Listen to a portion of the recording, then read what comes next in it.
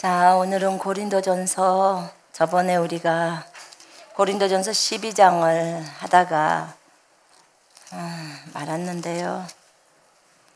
12장의 은사의 부분을 얘기를 나누었습니다. 고린도전서 12장.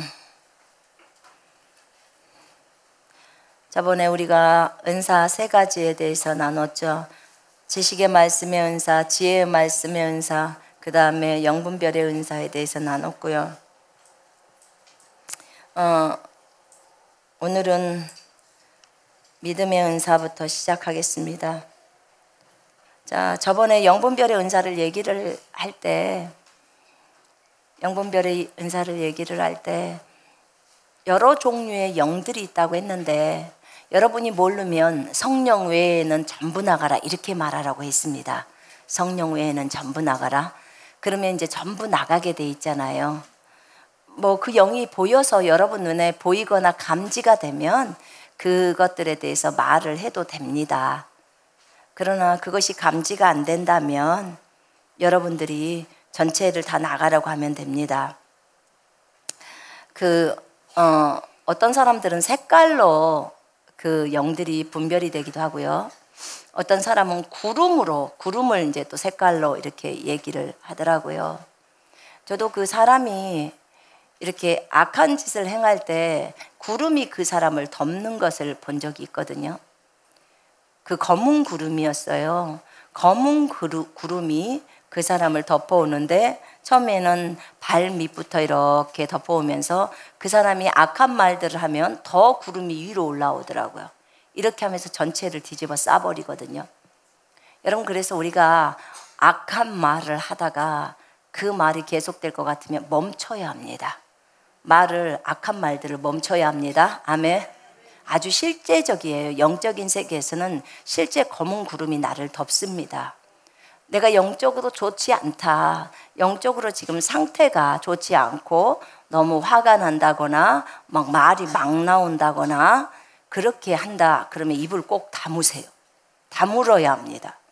계속 말을 하게 되면 그 사람은 계속적으로 구름이 위로 쌓이게 되어 있습니다. 마귀가 그 뒤에서 작용을 하고 있어요.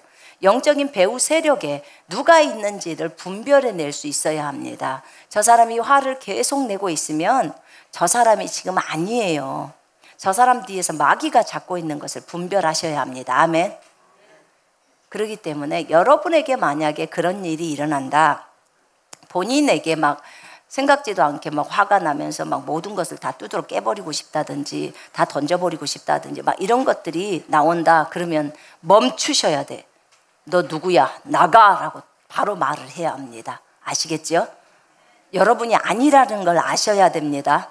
계속 우리는 속습니다. 본인인 줄 알고 속아요. 본인이 내어주는 거예요. 근데 마귀가 거기 와서 지금 주인 노릇을 하려고 하는 거예요.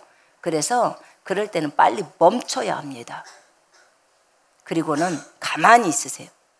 그리고 빨리 말씀을 떠올리세요. 말씀을 떠올리면서 육신의 생각은 사망이라고 했지 영의 생각은 생명이고 평안이야. 예수님이라면 어떻게 하셨을까? 딱 질문을 해야 돼. 예수님이라면 이걸 두드러 깼을까? 이걸 뒤집어 엎었을까? 한번 생각을 해보세요. 예수님이라면 안 하셨겠지. 그럼 빨리 멈춰야 되는 거예요. 그리고 성령이 아닌 것들은 전부 나갈지어다. 저 무저갱으로 다 들어갈지어다. 이렇게 해야 합니다. 그걸 분별해낼 수 있어야 합니다. 아멘.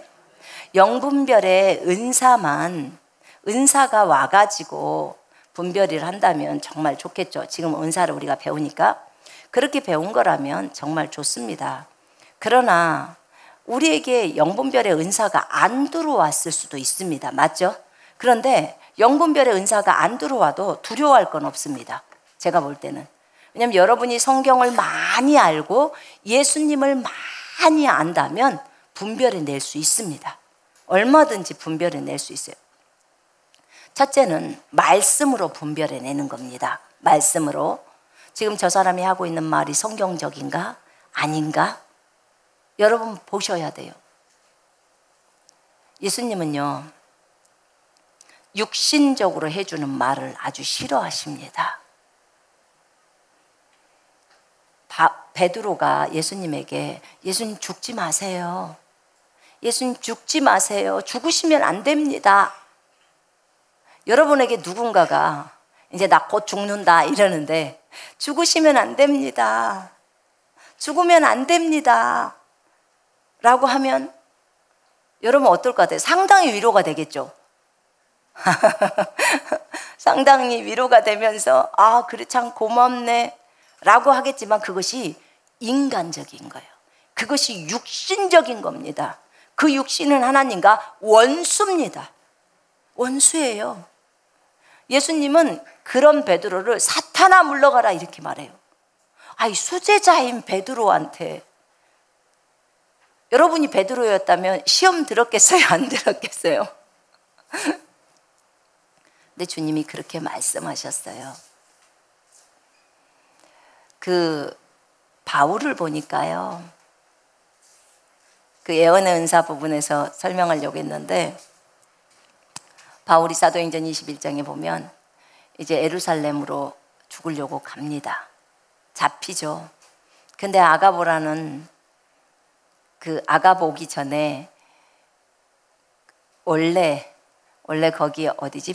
빌립 집산에 거기 가서 이제 애원하는 그 딸들이 있었고요. 그 다음에 아가보가 와가지고 바울의 그 허리띠를 가지고 바울의 손을 이렇게 묶고 발을 묶습니다.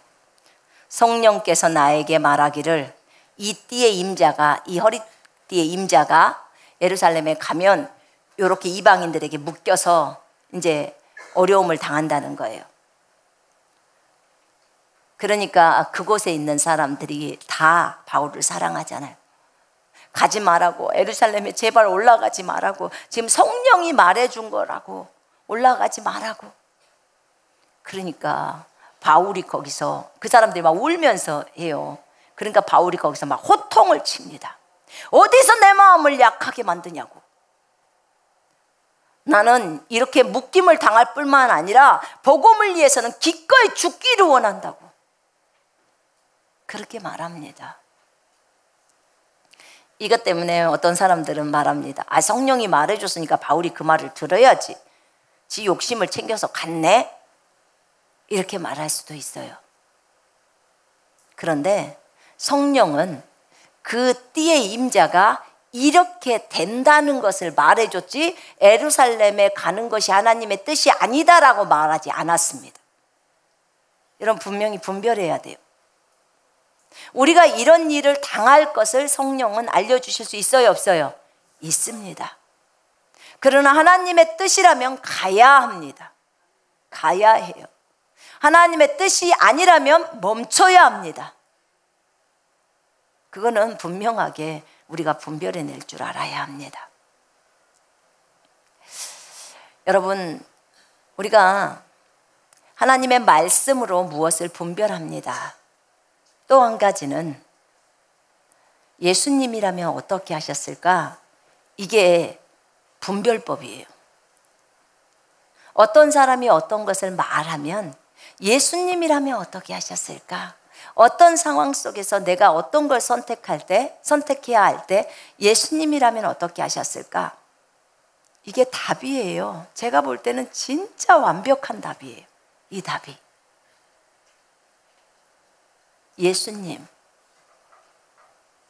예수님이라면 어떻게 하셨을까? 저에게도 있어서 깊은 고민들이 있을 때 전 누구한테 얘기하지 않아요. 그리고 묻습니다. 예수님이라면 어떻게 하셨을까? 예수님이라면 어떻게 하셨을까?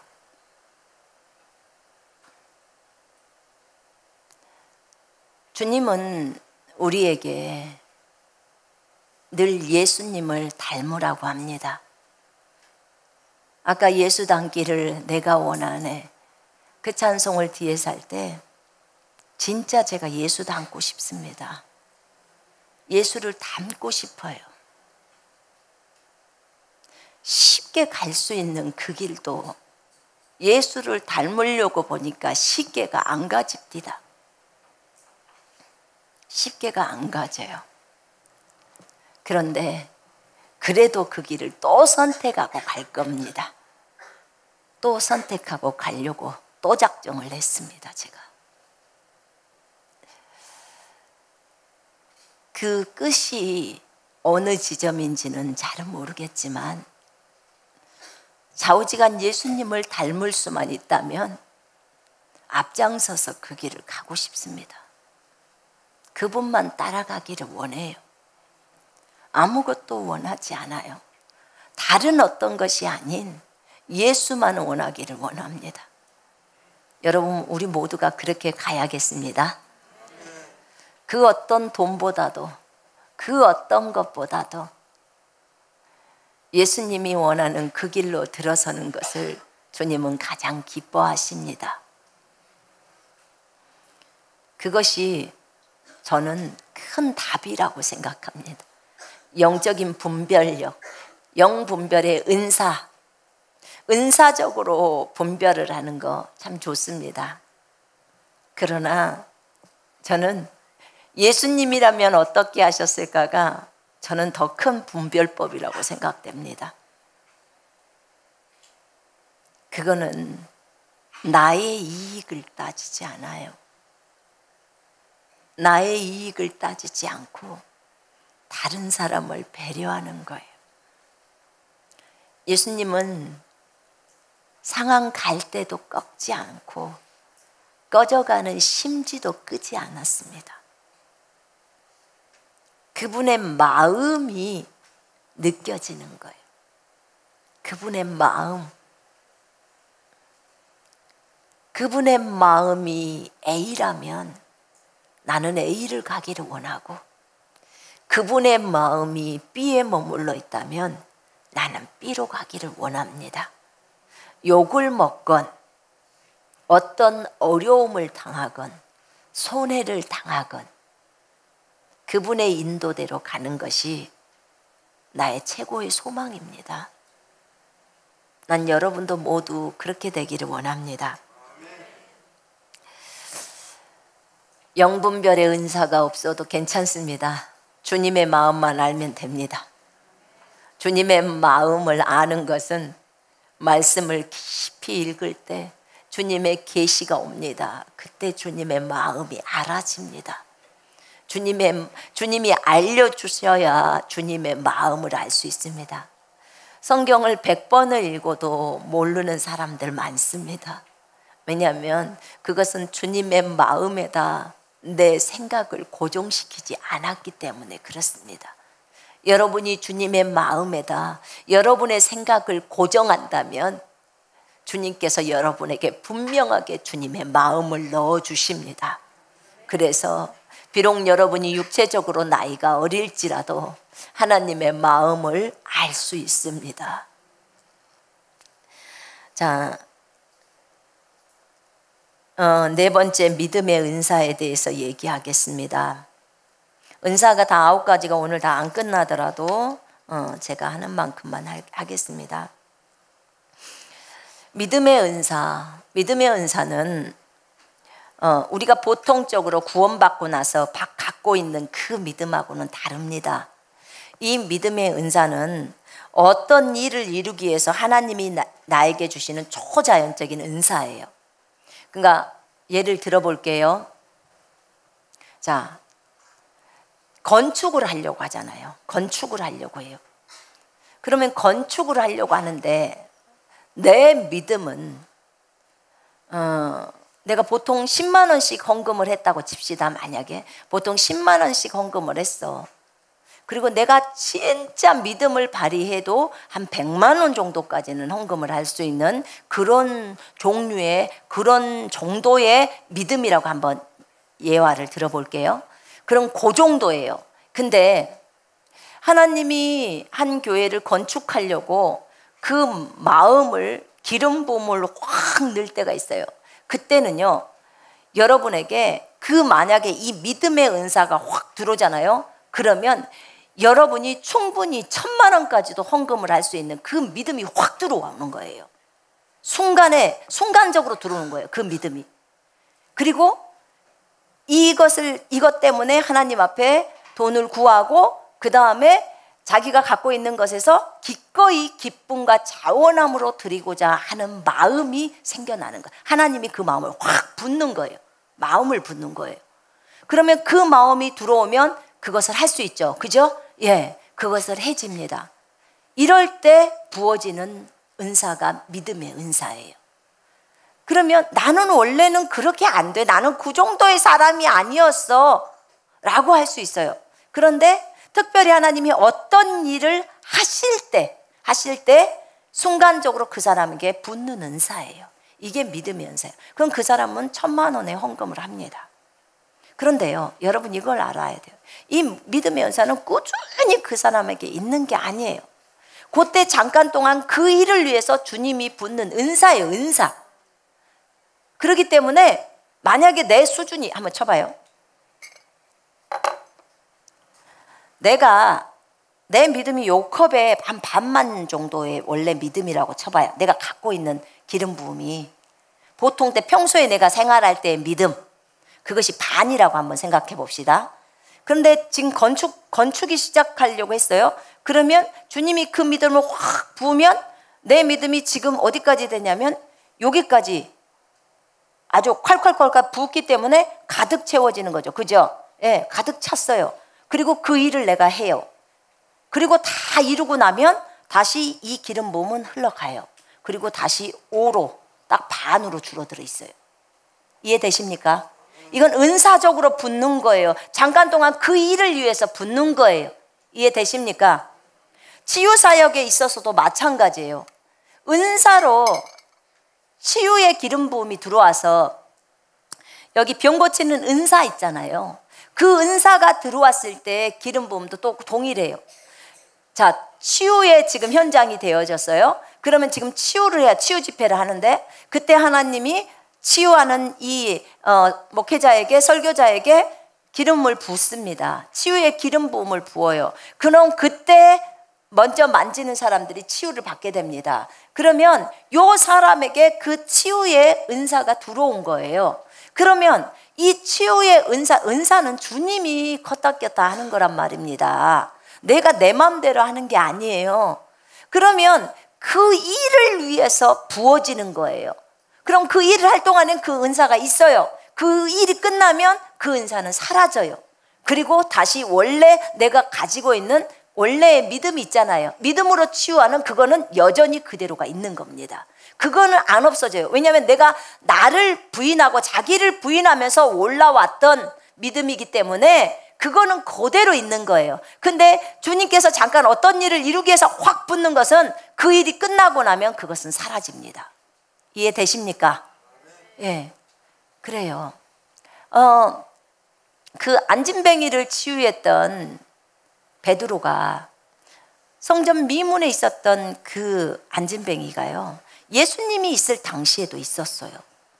예수님이 계셨을 당시에도. 예수님도 한 2번 정도는 그 안진뱅이 앞을 지나가셨을 거라고요. 그런데 주님이 고치시지 않으셨어요. 그런데 베드로와 요한이 그날 성전 미문에 그쪽을 지나갑니다. 그때 사도행전 3장 얘기예요. 그때 베드로가 말합니다. 내게 은과 금은 없어. 그런데 내게 있는 것을 너에게 주는데 나사렛 예수 그리스도의 이름으로 일어나 걸으라 하며 했어요. 일어나 걸으라 말할 때는 못 걸었어요, 이 사람이.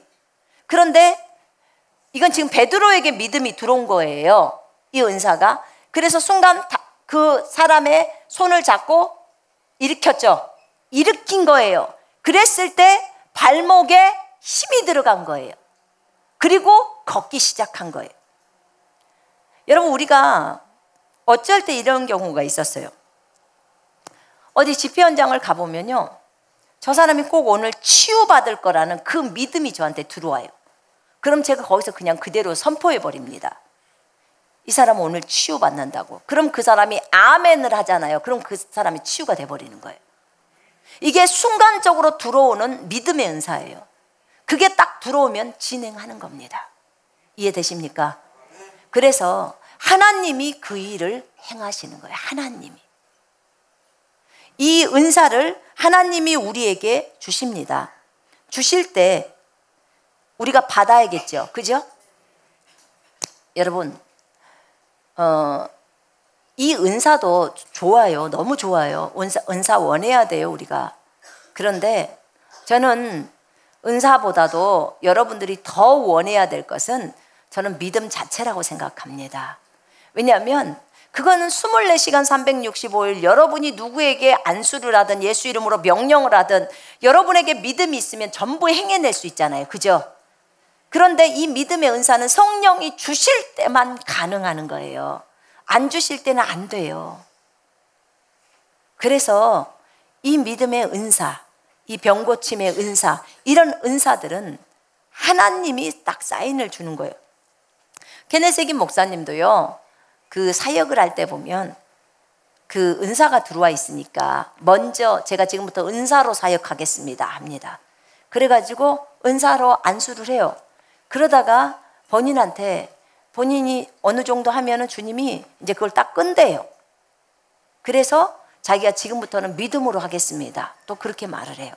그래서 이제 그때는 자기 안에 있는 믿음으로 한다는 거예요.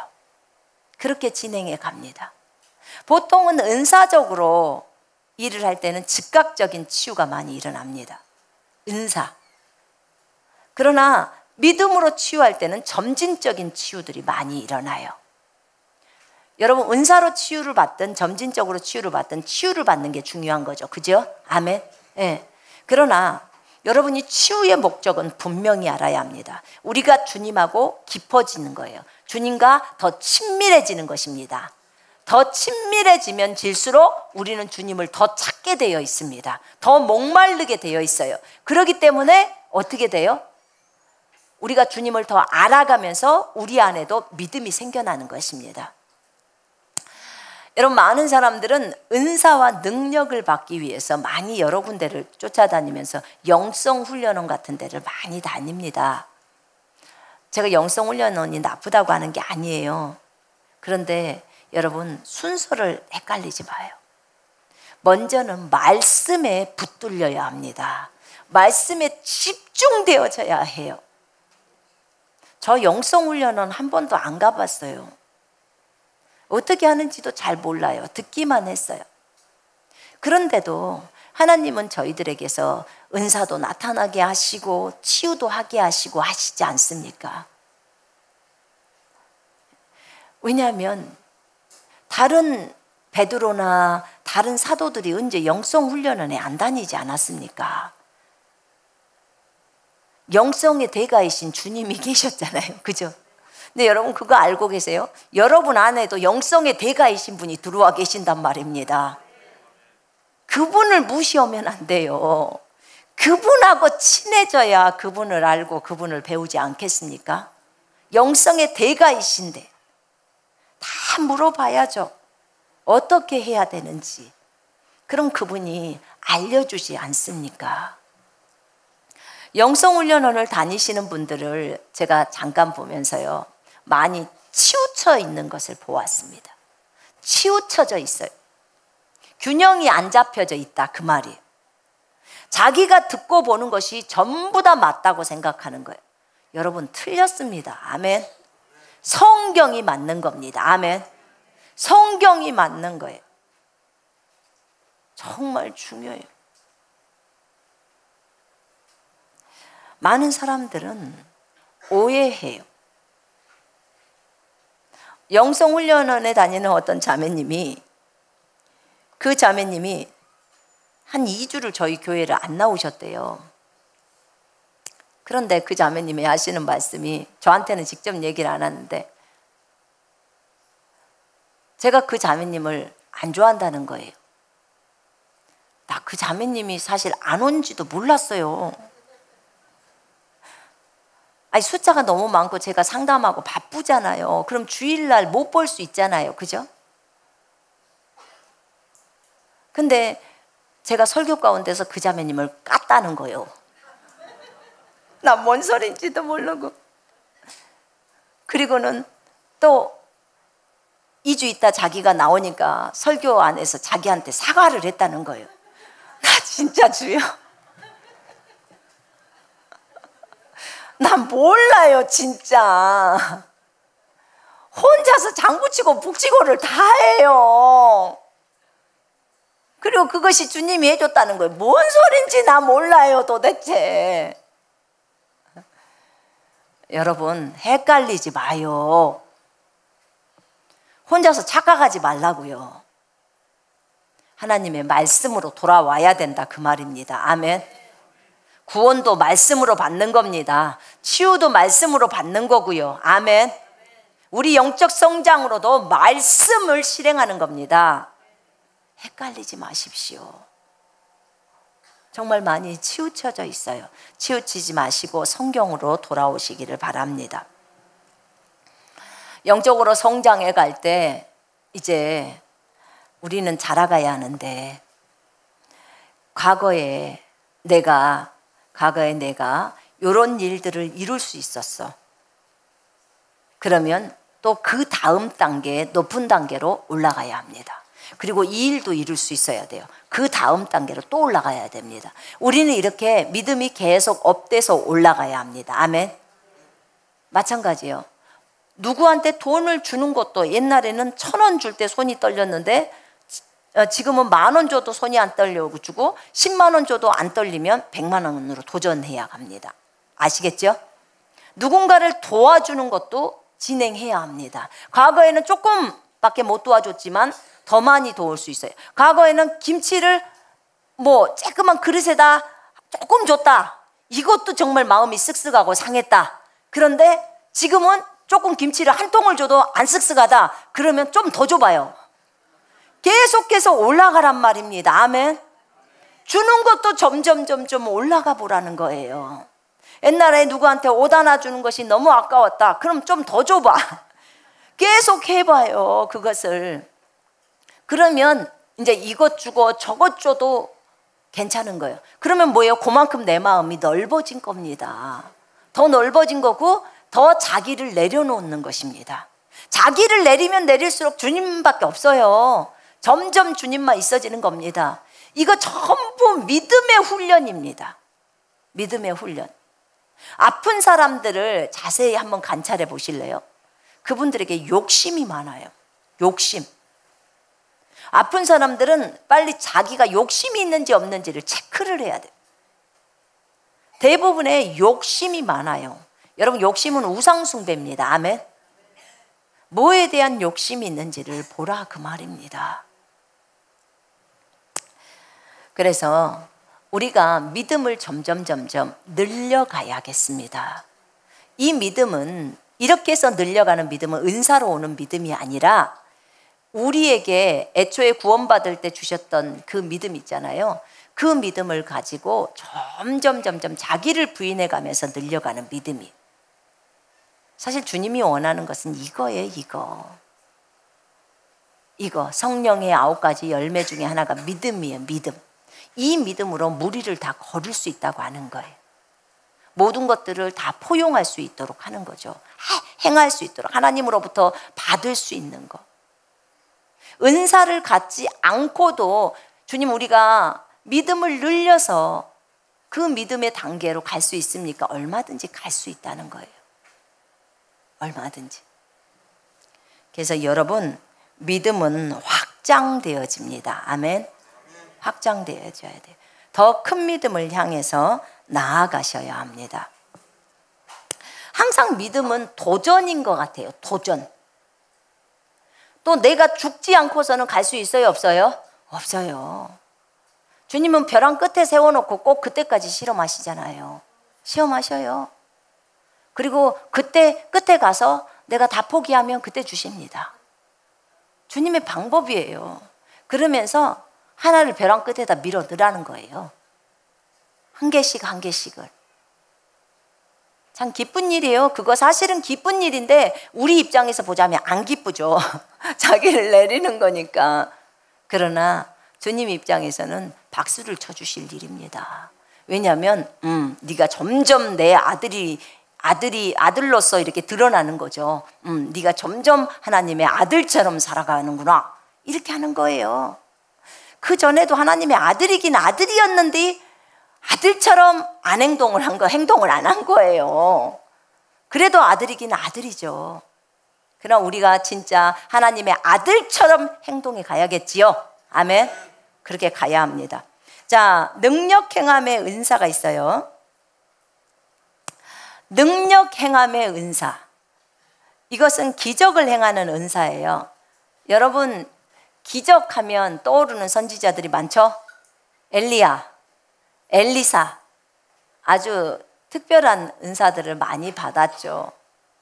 이 기적을 일으키는 선지자. 일반적으로 뭐 이사야도 물론 기적을 일으켰습니다. 이사야도. 그래서 뭐 해시계를 10도 뒤로 하게도 하고, 그 다음에 밀가루 무화과 반죽으로 히스기야를 치유하기도 하고 여러 가지를 했는데, 엘리야와 엘리사는 특별히 많은 기적을 일으켰던 선지자입니다. 그들의 사역을 보면 이게 지금 구약인데도 불구하고 이 능력 행함의 은사가 아주 강력하게 나타났던 인물입니다. 능력 행함의 은사가 보면 도끼가, 엘리사 같은 경우는 나뭇가지를 하나를 던졌는데 도끼가, 쇠도끼가 떠오르잖아요. 그렇게 기적을 일으켰죠. 근데 사실은 여러분, 엘리사가 일으켜요? 주님이 일으켜요? 주님이. 헷갈리지 마요. 자기가 대단히 잘난 것처럼 그렇게 해서는 큰일 납니다. 교만은 패망의 선봉이에요. 아멘. 주님이 일으켜요. 그런데 주님이 일으키는데 엘리사의 믿음을 보시는 겁니다. 믿음을 보는 거예요. 나뭇가지 하나 던졌을 때 쇠도끼가 떠올라요. 독이 든 국솥에다가 소금 뿌리고 또는 밀가루 뿌리고 가루를 뿌린다고 하는데, 뿌려가지고 그 독이 걷어지는 거예요. 그 독을 누가 걷었겠어요? 여러분, 주님이 한 거예요. 주님이. 정말 우리가 생각할 때는, 일반적으로 우리가 볼 때는 진짜 미련하다, 무슨 방법을 저렇게 쓰냐라고 할 수 있어요. 근데 여러분, 밖에 있는 사람들이 아마 우리를 볼 때도 엄청 미련하다고 안 할까요? 정말 해도 꼭 바보처럼 하네, 이렇게 말할 수 있어요. 그렇잖아요. 대단히 좀 고상하게 우리가 치유도 해야 되는데, 근데 그래요. 그러니까 무슨 뭔가 의학적인 방법이 조금 동원되고 뭐 그래야 되는데 우리 그런 거 모르잖아요. 의학적인 말을 하면 더 복잡해져요. 알아듣지도 못해. 그러니까 아싸리 모르는 게 약이요. 그죠? 아싸리 모르는 게 나아요. 모르는 게. 여러분, 우리가요, 질병도요, 자꾸 이름 알고 그 병명에 대해서 뭐 알고 그러면요, 이게 들어와요. 생각 속으로 미쳐서 들어온단 말입니다. 그럼 영향력을 줘요, 안 줘요? 줘요. 왜냐하면 오전에도 얘기했잖아요. 생각이 뇌에게 영향력을 줘서 뇌가 몸에게 영향력을 준단 말입니다. 순서가 이렇게 돼 있어요. 생각이 뇌에 영향력을 주고 뇌가 몸에 영향력을 줘요. 이 관계가 이렇게 돼 있다고요. 그럼 우리가 생각만 바꾸면 몸이 건강할 수밖에 없다는 게 나오겠죠. 그죠? 예. 그래서 그런 거예요. 그러니까 그 질병에 대한 정보를 갖지 마요. 그 의사들은 너무 힘들겠더라고. 의사 공부하는 사람들은 매일 공부하는 게, 머리 터지라고 공부하는 게 어떤 세균들 이름 외워야 되고, 그렇잖아요. 질병 이름 외워야 되고, 질병이 어떤 종류인지 그걸 정보를 막 속에다 집어넣어. 완전히 부정적인 정보들 아닙니까? 그런 사람들은 이것이 안 되면 이것이 안 된다라고 결론이 나올 거 아니에요. 얼마나 힘들까요? 의사 안 하기를 진짜 잘했죠. 그죠? 네, 진짜 잘했어요. 의사 안 하기를. 의사가 믿음을 세우기가 진짜 어려워요. 왜냐면 그 정보를 갖고 있으니까. 그걸 완전히 배제시켜버리지 않는 이상은. 자기의 믿음을 세워갖고 치유를 받기엔 그분은 힘들죠.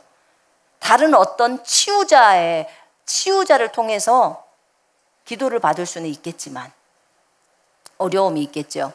근데 이 지금 엘리야나 엘리사는 진짜 믿음의 사람들이었어요. 하늘에서 불을 내려오고 엘리사에게 얼마나 기름 부음이 강했으면, 아니 엘리사가 죽었는데 1년이 됐어요. 그럼 뼈만 남았죠. 살은 썩어버리고.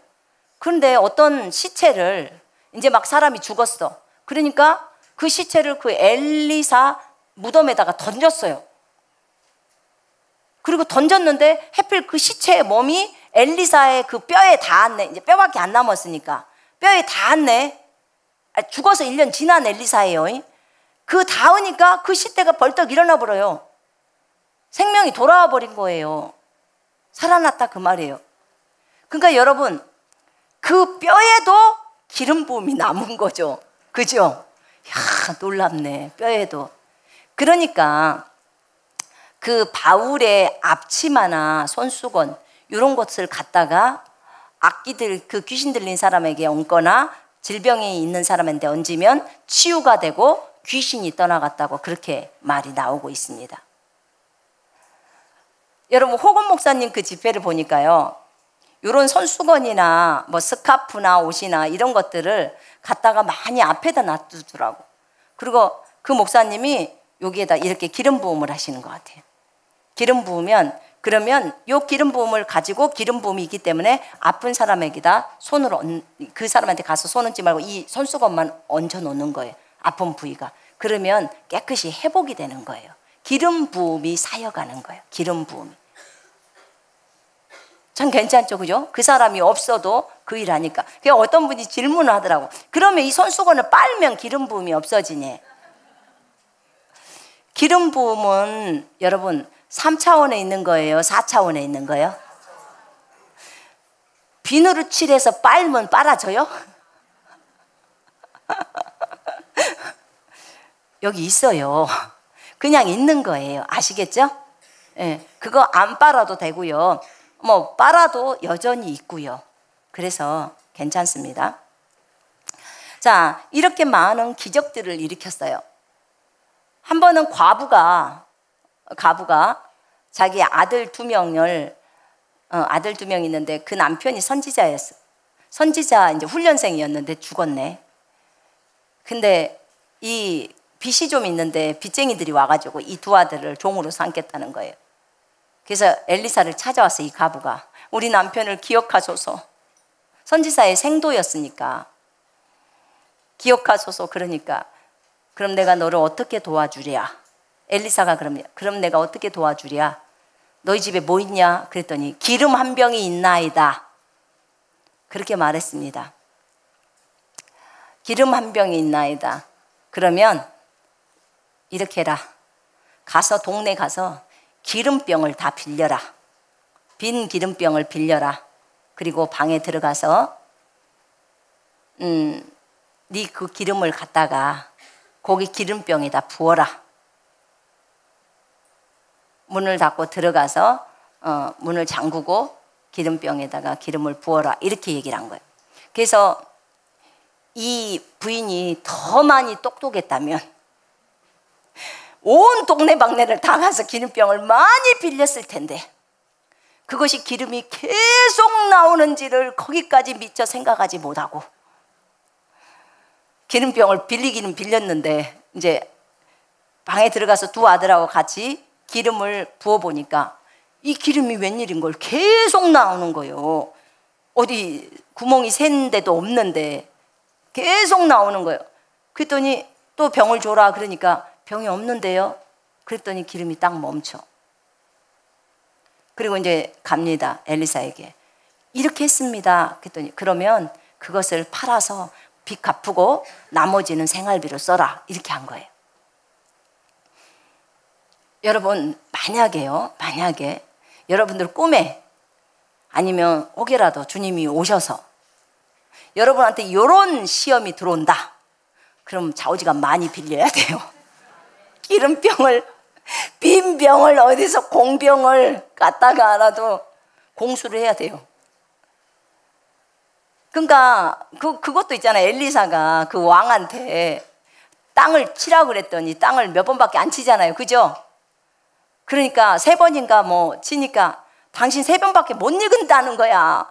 한 5번, 6번, 많이 한 10번 치지. 그러면 절대로 그 사람들이 전쟁으로 안 쳐들어올 텐데 꼭 그 3번만 쳐가지고 3번밖에 못 이긴다는 거예요. 아, 그러면 엘리사 지가 미리 말을 해주지. 땅을 친 만큼 그렇게 전쟁에서 이기니까 그럼 쳐보십시오. 이러면 마음대로 치지. 근데 주님이 또 그런 말은 못하게 해요. 그죠? 그래서 그렇게 돼요. 그러니까 여러분 혹여라도 주님이 나타나셔서 그렇게 말하면 꼭 네가 원하는 게 무엇이냐? 저는 한 가지를 원합니다. 꼭 이렇게 말하죠. 그죠? 그러니까 여러분이 원하는 것을 하셔야 해요. 네, 어쨌든 그렇게 해서 그 기름병의 문제가 해결됐는데요. 지금 신약에 보니까 예수님도 오병이어의 기적을 행하시잖아요. 능력 행함의 은사예요. 근데 이 기적을 오병이어의 기적을 행해요. 여러분 잘 보셔야 돼요. 그 오병이어의 기적이 나올 때 예수님의 손에서 나왔어요. 맞죠? 예수님의 손에서 나온 거예요. 자, 오병이어의 기적은 우리가 대환란 때도 있어야 할 기적입니다. 맞죠? 우리가 음식을 만들어내야 될 상황이 된 거예요. 그런데 가만히 묵상을 하다 보니까 이 기름병의 사건도 오병이어의 기적과 같은 거예요. 계속 나오는 거잖아요. 그 기름 한 병을 가지고 부었을 때 계속 나오는 거거든요. 그 보리떡 5개와 물고기 2마리도 여기 준비되어 있는 것을 가지고 그게 수북이 쌓이는 거잖아요. 맞죠? 예. 이게 능력 행함의 은사예요. 그 모잠비크의 하이디 베이커 목사님도, 그 여자 목사님도 오병이어의 기적을 지금도 하는 거예요. 그 아들 먹이잖아요. 거기는요, 빵 자체가요, 많지가 않대요. 그러니까 빵을 조금 된 빵을 가지고 기도할 수밖에 없어요. 그럼 빵이 수북이 쌓인대요. 어디서 났어요? 주님이 주신 거예요. 주님이 주신 거. 가능해요. 이게 능력 행함의 은사입니다. 아멘. 지금 현재 시점에서 있는 일들이에요. 현재 시점에. 그래서 이 믿음은 보세요. 이 믿음은 언제 들어가는 거냐면요. 여러분, 이게 은사로만 가능할까요? 그냥 믿음으로는 가능하지 않을까요? 그냥 믿음으로도 가능합니다. 믿음을 늘려서 하는 것도 가능해요.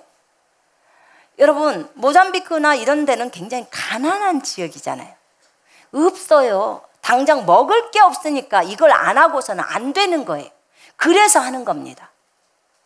근데 우리는 나라는요, 먹을 게 있잖아요. 그럼 북한에 선교 가면 이거 할 수 있겠네. 그죠?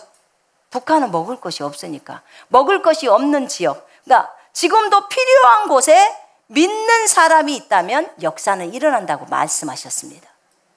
필요한 곳에. 아마 대환란 때는 이 기적이 많이 일어나지 않을까요? 일단 먹을 것이 없으니까, 표를 안 받으니까 먹을 것이 없을 거 아닙니까? 그러면 이 기적이 많이 일어날 거라고 저는 생각합니다. 여러분, 금리빨이 나오는 것도 다 능력 행함의 은사입니다. 작년엔가 어떤 선교사님 오셨을 때 자기 이빨 7개 그 이빨 금리빨 났던 거 보여드렸잖아요. 그거 봤잖아요. 그거 주님이 만들어 주신 거예요. 주님이 주신 거예요. 이빨이 없는 부분에 이빨을 씌웠고요. 그 다음에 그 충치가 났던 그곳에요, 이빨이 떼워졌어요. 근데 이게요, 보통 그 금리빨이 생긴 사람들은요, 그 금빵이나 그런 데 가보면요, 지금 이 땅에 있는 금하고 살짝 달라요. 이 땅에 있는 금보다도 훨씬 질이 좋은 거예요. 이게 하늘에 있는 금이에요. 아니, 하늘 아스팔트가 금이란 게요. 길바닥이 금이에요. 네. 그래서 그 브라질에는 데이비드 로버슨 목사님이 그 얘기들을 해줬었는데, 그 금리빨이 많이 나온다잖아요. 집회 현장에서 집회 가보면 브라질에서는 금리빨이 많이 나타났어요. 금리빨. 그러니까 나이 드신 분들은 이가 없으면 못 드시잖아요. 그러면 이빨이 얼마나 중요합니까? 그래서 필요한 그곳에 이가 나오는 거예요. 여러분, 금리가 창조되는 것은 쉽고 하얀 니가 창조되는 건 어렵습니까? 주님 앞에는 흰 이빨이나 금색깔 이빨이나 똑같아요. 어려움이 없죠. 얼마든지 가능해요. 그래서 여러분이 필요하다면 이빨을 달라고 구하셔야 합니다.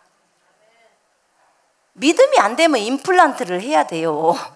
그러나 믿음이 되면 이빨을 달라고 구하시면 됩니다. 근데 여러분, 언제 믿음이 오죠? 돈이 없어야 믿음이 와요.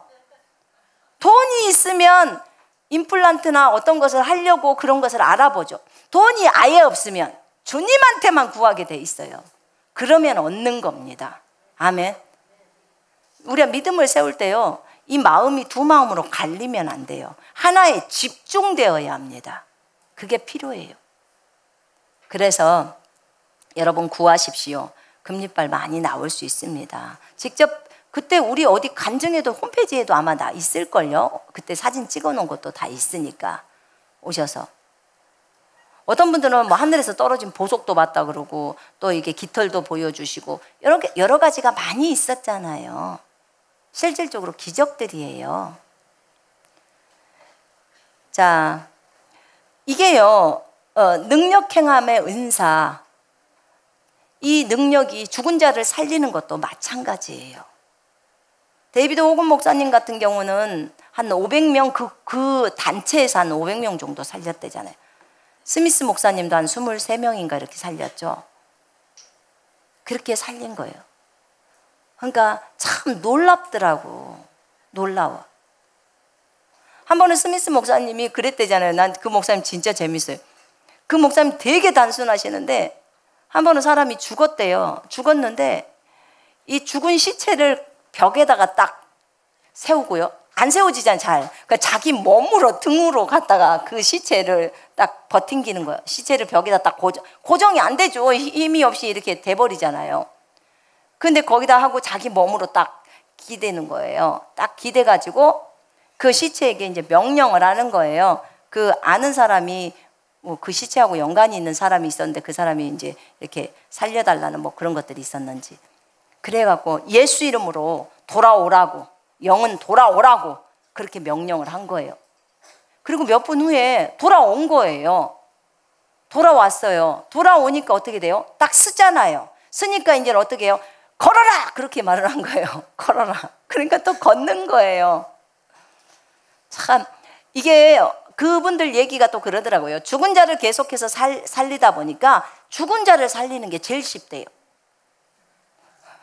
여러분은 감기를 낫게 하는 게 제일 쉽죠? 근데 그분들은 죽은 자를 살리는 게 제일 쉽대요. 근데 그것을 계속 하다 보면 그것이 너무 쉬운 거예요. 치유 사역을 할 때 치유의 기름 부음이 병 고치는 은사들에 대해서 나오잖아요. 병 고치는 은사들에 대한 그 기름 부음은 은사들이에요. 들. 그러니까 병의 종류가 여러 가지이기 때문에 그래요. 그 1900년도 초반부에 치유자들이요. 치유 은사자들. 그 사람들이 이제 활동을 많이 했어요. 치유의 목소리라고 해서 뭐 신문도 내고 막 많이 미국에서 그랬는데, 미국과 영국에서. 근데 이제 그분들의 얘기를 들어보니까요. 그분들은 참 희한하더라고. 그 전문 분야를 담당하고 있어요. 질병에 있어서도. 그러니까 우리가 심장 전문, 뭐 폐 전문 이런 거 있잖아요. 뭐 안과면 눈 전문, 귀 전문 이런 것처럼, 그런 것처럼 그분들도 다 분야들이 있더래요. 분야가. 그러니까 이 사람은 뭐냐면 자기는 봉사가 오면 무조건 봉사는 이 사람한테 다 고치는 거예요. 그러니까 봉사가 오면 그 한 사람한테 다 밀어준대요. 환자를 골로. 그리고 암 환자가 오면 혜긴 목사님은 주로 암 환자가 잘 치유가 된대요. 그러니까 암은 골로 오라는 거예요. 암은. 분야가 다 있대요. 여기는 벙어리. 이분이 맡은 것은 벙어리, 말 못하시는 분이잖아요. 이분은 귀머거리. 다 다르다는 거예요, 분야가. 근데 그래서 그 분야별로, 그래서 병 고치는 은사들이라고 표현을 하는 거예요. 근데 그렇게 해서 이제 치유가 되어지는 거예요. 근데 이분들이 또 같이 또 사역을 하시더라고. 그 사역을 하실 때, 그러면 어떤 질병에 걸려 있으면 분야를 다르게 줄 서는 게 각 사람 앞에가 딱 쓰면 되잖아요. 그래서 그 사람에게 안수를 받으면 되는 거예요. 너무 좋은 아이디어 아닙니까? 그렇게 또 치유 사역도 하시더라고요. 근데 어떤 한 분 얘기를 들었는데 그분은 진짜 재밌으셔. 근데 그분은요 진짜 촌에서 사시던 분이야. 시골에서. 그런데 그분은 어느 것의 전문가냐 그랬더니 자기는 이것저것이 아무것도 아닌 그냥 어떤 것의 전문가라 그런 것보다 이분은 뭐냐면 침을 뱉어서 치료하는 전문가예요. 침. 그러니까 자기의 침을 딱 뱉어요. 그럼 남들이 생각하면 더럽다 이렇게 생각할 수 있잖아요. 근데 어쨌든 치유만 되면 될 거 아니겠습니까? 그래서 여기에다 자기 침을 딱 뱉어갖고 배가 아프다면 배에다 문질러주는 거예요. 예수 이름으로. 그리고 배에다 문질러주고, 머리 아프다면 침 뱉어서 예수 이름으로 머리에다 문질러주고, 어디가 암이다 그러면 어디 부인지도 제대로 모르니까 갔다가 그냥 문질르는 거예요. 근데 100%로 낫는다는 거예요. 100%로. 놀랍죠? 예. 이렇게 은사가 이런 역할들을 해요. 근데 제가 웃겼던 건 뭐였냐면요, 각 사람들이 치유를 행할 때 각자의 방법들이 다 다르다는 거예요. 어쩜 그렇게 독특한지. 어떤 사람들은 그 기름병을 가지고 이렇게 해요. 여러분, 보통은 그 이스라엘 사람들은 올리브유를 사용했어요. 그래서 올리브유를 조그맣게 이렇게 사더라고. 어떤 분들은 사가지고 이렇게 해주는데요, 그 올리브유를 가지고 아이들한테 치유 사역을 하잖아요. 그러면 애들도 치유가 잘 돼요. 왜 잘 되냐면 엄마가 기름을 발랐네. 그러면 성경에 따라 기름을 발랐기 때문에 나는 나았어. 여기에다 지금 믿음을 두는 거예요. 그래서 한번 해보세요. 집에 자녀들이 있으면 요만한 올리브유를 사가지고 한번 기름 부음을 해보라는 거예요. 그리고 기도해 주라는 거예요. 그러면 그 도구 때문에 아이들은 거기에다 믿음을 두기 때문에 낫는 거예요. 그런데 여러분, 올리브유가 없으면 식용유를 쓰면 안 낫을까요? 낫지요. 여러분, 그게 식용유든 올리브유든 뭔 상관이 있어요. 그죠? 왜냐하면 예수님이 올리브유를 사용하셨나요? 예수님은 뭘로 고쳤죠? 말로 고치셨어요, 대부분이. 그 다음에 또 진흙을 바르기도 하셨고, 예수님이 침도 뱉으셨어요.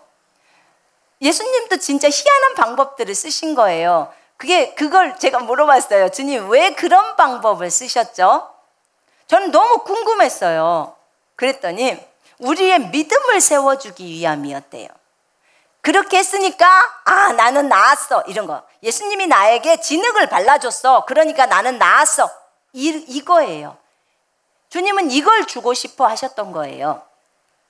그런데 그대로 낫는 거죠. 그래서 우리가 올리브유를 붓든지 안 붓든지 우리는 다 치유를 할 수 있는 것입니다. 아멘. 가장 돈이 안 드는 방법은 말로 치유하는 것입니다. 아주 간단합니다. 기름을 발라서 기름을 닦을 필요도 없고, 그래서 말로 그냥 해도 됩니다. 근데 아이들의 믿음이나 어린 사람의 믿음을 세워줄 때는 그런 방법도 쓴다는 것을 여러분이 아시기를 바랍니다. 우리가 그냥 가장 편하게 쓰는 것은 예수 이름으로 명령하노니 치유는 될지어다, 이렇게 말하는 거예요. 예수 이름으로 명령하노니. 여러분, 예수 이름을 다 쓰시죠? 바울도 썼습니다. 예. 바울도 예수의 이름을 씁니다. 그러니까 우리도 예수의 이름을 씁니다. 여러분, 우리가 대부분이 치유 사역을 할 때요, 치유 사역을 할 때 먼저 저 환자가 딱 있으면요, 환자에게 요구를 해야 합니다. 뭘 요구를 하냐면, 먼저 이렇게 저는 요구를 합니다. 그 집회가 끝나면요, 지금부터 기도를 잠깐 하겠습니다. 기도를 하실 때 먼저 자기의 죄악이 있는지 돌아보십시오 라고 제가 합니다. 그리고 주님 앞에 죄악을 다 용서를 구하라고 합니다. 여러분, 죄를 용서하면요, 회개를 하면서 아직 안수도 안 했는데 나아버리는 사람들이 있어요. 나아버려요.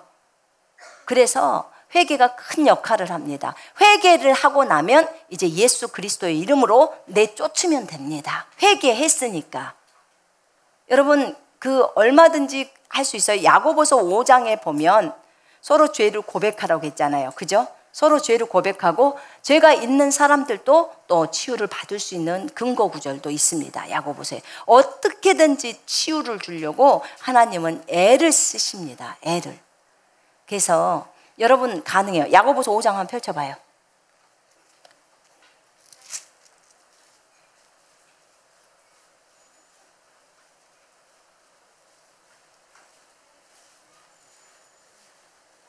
자, 14절부터 한번 읽어볼까요?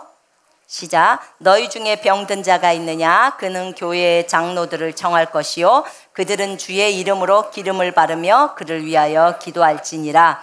믿음의 기도는 병든 자를 구원하리니 주께서 그를 일으키시리라. 혹시 죄를 범하였을지라도 사하심을 받으리라. 그러므로 너희 죄를 서로 고백하며 병이 낫기를 위하여 서로 기도하라. 의인의 간구는 역사하는 힘이 큼이니라. 아멘. 믿음의 기도가 병든 자를 구원하는데요.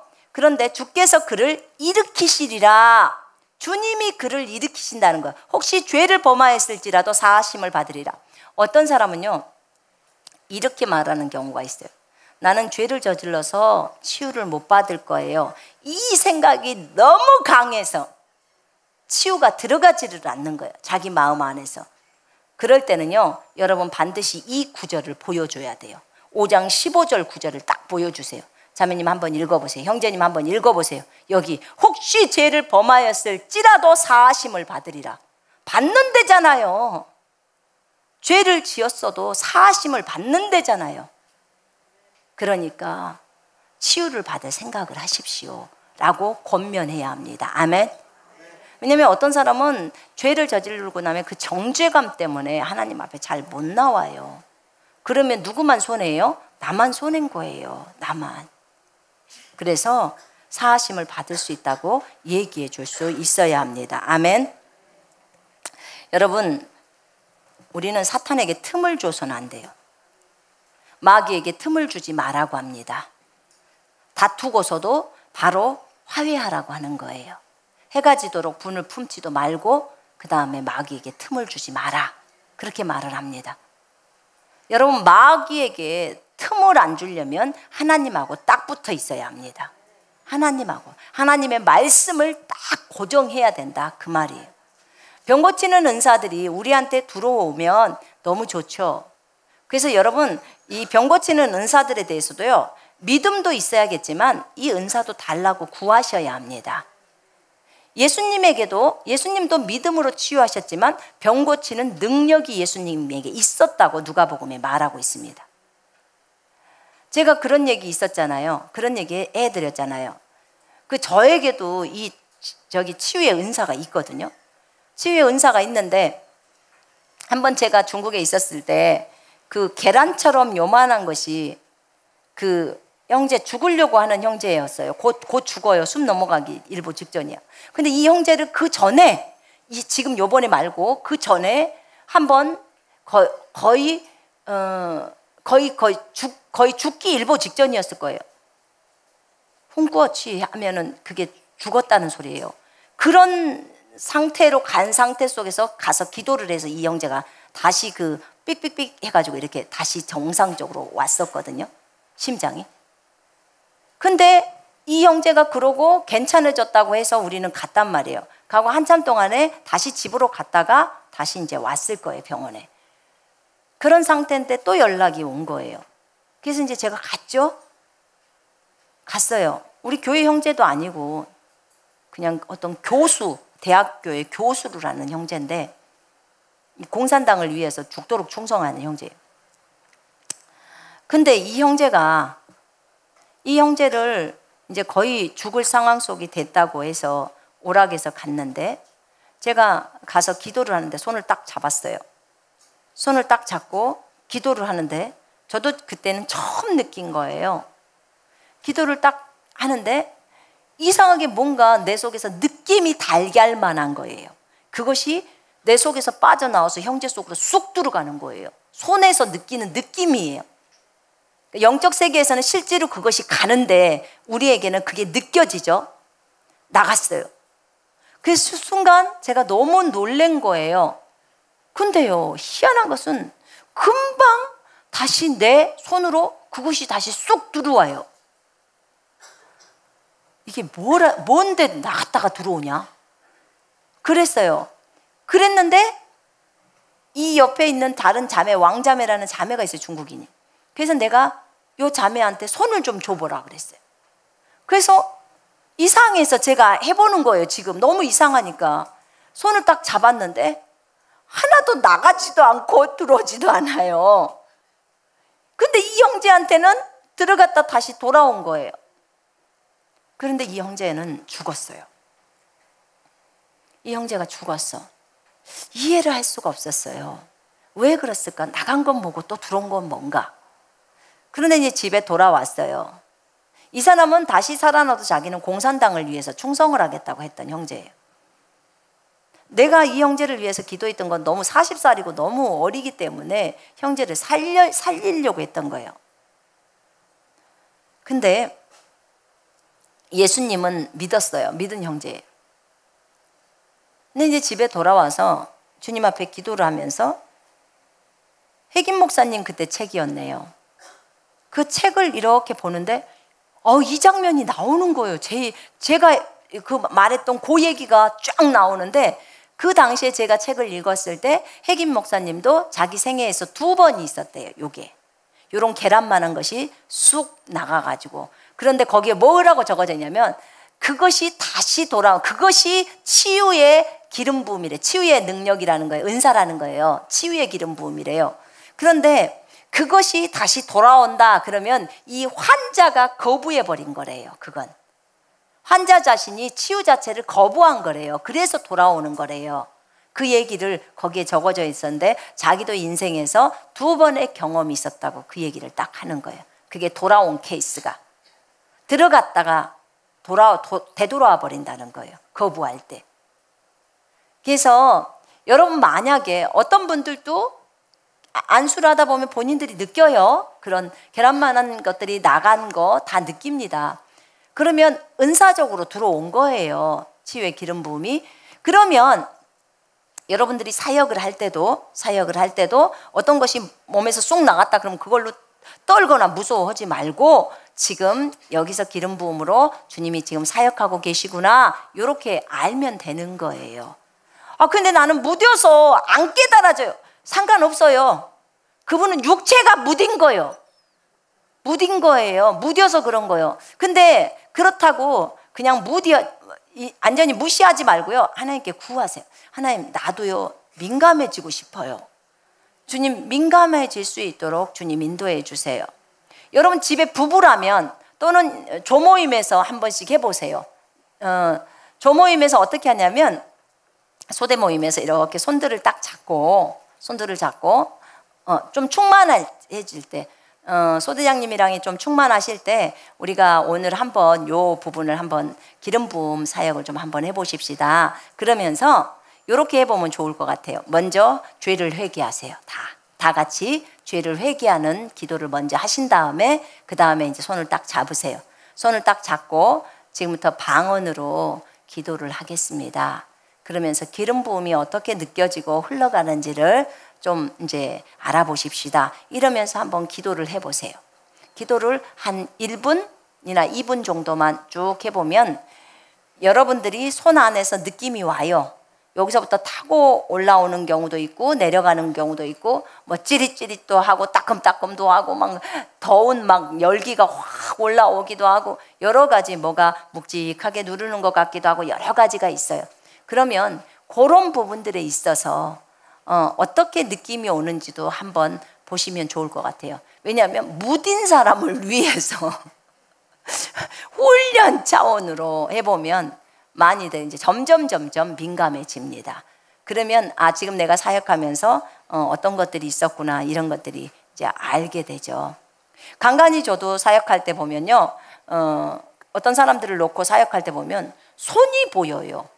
아주 큰 손이 보여요. 그 사람의 머리 위에 얹어져 있는 손들이 보여요. 그러니까 하나님이 분명히 그랬거든요.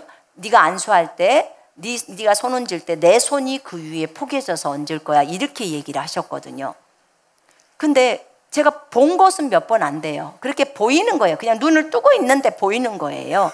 그러니까 본 것은 몇 번 안 되지만 안 본다고 그 손이 없겠습니까? 항상 있겠지요. 보지 않고 믿는 믿음이 더 복되지요. 아멘. 예, 우리 모두에게 그런 은사가 있을 겁니다. 한 사람에게 한 가지라도 은사는 있을 겁니다. 그것은 서로 지체들에게 자랑하려고 하는 것이 아니라 그 지체들을 도와주기 위해서 있다는 것을 아시기를 바랍니다. 그 다음에 은사를 갖기를 원하시는 분들은 은사를 달라고 주님 앞에 구하시기를 바랍니다. 구할 때 하나님이 주십니다. 아멘. 오늘은 여기까지만 하겠습니다. 자, 은사가 좀 여러 가지가 있어서 그것을 설명하다 보니까 고린도전서 12장이 진도가 좀 늦네요. 그러나 여러분 한 가지라도 제대로 알고 가는 것이 필요합니다. 아멘. 자, 우리 같이 기도하십시다.